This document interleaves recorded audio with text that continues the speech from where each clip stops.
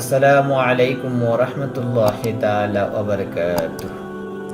সম্মানিত দর্শক শ্রোতা, তারাবি নামাজে পঠিত সূরাগুলোর সংক্ষিপ্ত ধারাবাহিক আলোচনার আজকের এই চতুর্থ পর্বে আমরা সূরা মায়েদা নিয়ে আলোকপাত করব। সূরা মায়েদা পবিত্র কোরআনুল কারীমের পঞ্চম সূরা।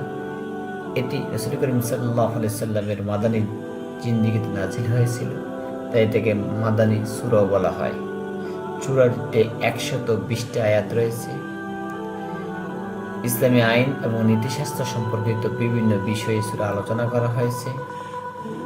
এই সূরার থিমগুলোর মধ্যে একটি হলো একজনের প্রতিশ্রুতি রক্ষা করা এবং নিজের দায়িত্ব পালনের গুরুত্ব দেওয়া। সূরাটিতে বেশ কয়েকটি আয়াত রয়েছে যা আল্লাহর সাথে এবং অন্যান্য লোকদের সাথে প্রতিশ্রুতি পালন করা এবং চুক্তি পালনের গুরুত্ব আরোপ করা হয়েছে। সূরা মায়েদাতে খাদ্য এবং খাদ্য তালিকা সংক্রান্ত বিধিনির্দেশ সম্পর্কিত বিস্তারিত বর্ণনা করা হয়েছে। কোন খাদ্যগুলো খাওয়া যাবে, কোনটি খাওয়া যাবে না, কিছু নির্দিষ্ট প্রাণী খাওয়া নিষেধাজ্ঞা এবং খাবারটি হালাল ও অনুমোদিত হওয়ার পদ্ধতি সম্পর্কে বিস্তারিত বর্ণনা করা হয়েছে। এই সূরাটিতে প্রার্থনার গুরুত্ব, প্রতিকূলতার মধ্যে মুসলমানদের তাদের বিশ্বাস এবং অবিচল আস্থার সম্পর্কিত গুরুত্বপূর্ণ আয়াত নাযিল হয়েছে। সূরা মায়েদার একটি গুরুত্বপূর্ণ বিষয় হলো ন্যায় বিচারের ধারণা। উভয় ক্ষেত্রে ব্যক্তি একে অপরের সাথে কি আচরণ করবে, কি আচরণ করা উচিত, কিভাবে সামগ্রিক সমাজ গঠন করা উচিত। এই সূরাটিতে বিচারক নিয়োগ, আইন প্রক্রিয়া, নিরপেক্ষতা, প্রয়োজনীয়তা সকল বিষয়গুলো বিস্তারিত আলোচনা করা হয়েছে।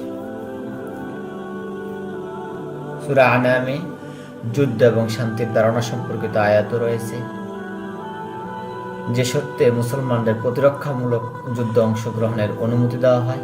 যুদ্ধবন্দীদের সমবেদন এবং ন্যায্যতার আচরণ বর্ণনা করা হয়েছে।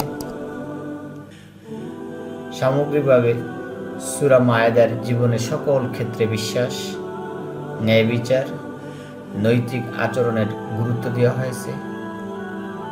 এটি খাদ্য তালিকাগত বিধিনির্দেশ থেকে শুরু করে নিজেদের প্রতিশ্রুতি পূরণের উপর গুরুত্ব এবং অন্যদের প্রতি সহানুভূতি এবং ন্যায্যতার সাথে আচরণ করার জন্য বিস্তৃত সামাজিক এবং নৈতিক বিষয়ে নির্দেশনা প্রদান করা হয়েছে।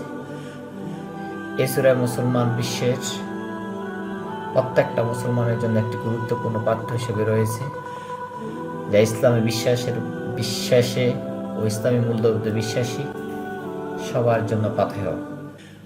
আল্লাহ রাব্বুল আলামিন আমাদেরকে এই সূরার থেকে ফায়দা নেওয়ার তৌফিক দান করো। যারা এখনো আমাদের চ্যানেলটি সাবস্ক্রাইব করেননি, মেহেরবানি করে আমাদের চ্যানেলটি সাবস্ক্রাইব করবেন, আমাদেরকে উৎসাহিত করবেন। এই প্রত্যাশায় সবার জন্য আল্লাহর নিকট উত্তম জাযা কামনা করে বিদায় টানছি। আল্লাহ হাফেজ। আসসালামু আলাইকুম ওয়া রাহমাতুল্লাহি তাআলা